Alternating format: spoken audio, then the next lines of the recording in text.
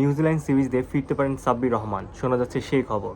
কেন এই খবর শোনা যাচ্ছে? কারণ রিসেন্টলি বাংলাদেশের যেই সিলেকশন প্যানেল এটা আসলে চেঞ্জ হয়েছে। গাজী আশরাফ লিপুর সিলেকশন প্যানেল থেকে চেঞ্জ হয়ে এখন এটা হাবিবুল বাশার সুমন ভাইয়ের যে সিলেকশন প্যানেল এটা, এবং আশা করা যাচ্ছে যে তিনি এই রিস্কটা নেবেন। এখন অনেকে বলতে পারেন যে সাব্বির রহমান তো ধারাবাহিক নয়।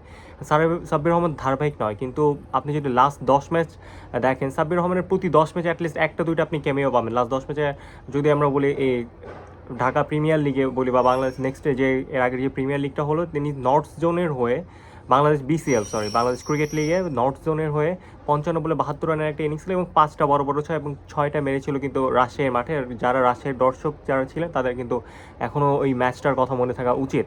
ইভেন তার সাথে আরও নাম আসছে আলিসাল ইসলাম এবং আব্দুল গাফফার সাকলাইন কিন্তু এক ধরনের মিস্ট্রি স্পিনার। সাথে আছে আলিসাল ইসলাম মিস্ট্রি স্পিনার। এবং আলিসাল ইসলামের যে একজন টি-20 স্পেশালিস্ট ক্রিকেটার, এটা কিন্তু আসলে বলা বাহুল্য। তিনি গ্লোবাল প্রিমিয়ার লিগেও কিন্তু খেলেছেন।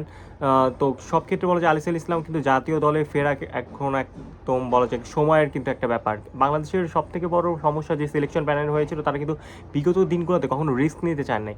ঘরের মাঠে আমাদের নিউজিল্যান্ড সিরিজ, ঘরের মাঠে অ্যাটলিস্ট 2টা নতুন প্লেয়ার এবং অ্যাটলিস্ট একটা দুটো ওয়াইল্ড কার্ড এন্ট্রি দেওয়া উচিত। কারণ ওয়াইল্ড কার্ড হিসেবে বলা যায় সাব্বির রহমান যে ধরনের ক্রিকেট খেলে, তিনি যখন তার ম্যাচটা উঠবে সেটা কিন্তু তিনি আসলে দলের জন্য সব থেকে উপকার। সাব্বির রহমানকে এক ধরনের কিন্তু সাকিব আল হাসানের সাথে কম্পেয়ার করা যায়। কারণ সাব্বির রহমান এবং সাকিব আল হাসান, আপনারা একটা জিনিস খেয়াল করবেন, হ্যাঁ তারা হয়তো রান করবে না, কিন্তু তারা কখনো ম্যাচ নষ্ট করে আসবে না। যেমন আপনার রান লাগে যে 120 বলে 178 রান, তখন কিন্তু সাব্বির রহমান এমন না যে বল খেয়ে ম্যাচ চলে আসে। তিনি যতক্ষণ ক্রিজে থাকবে দলের সাথে কন্ট্রিবিউট করার চেষ্টা করবেন। ইভেন সাকিব আল হাসান তেমন, তিনি যখন দলে থাকবেন দলের সাথে কিন্তু কন্ট্রিবিউট করার চেষ্টা করবেন, ম্যাচটা কিন্তু নষ্ট করবেন না।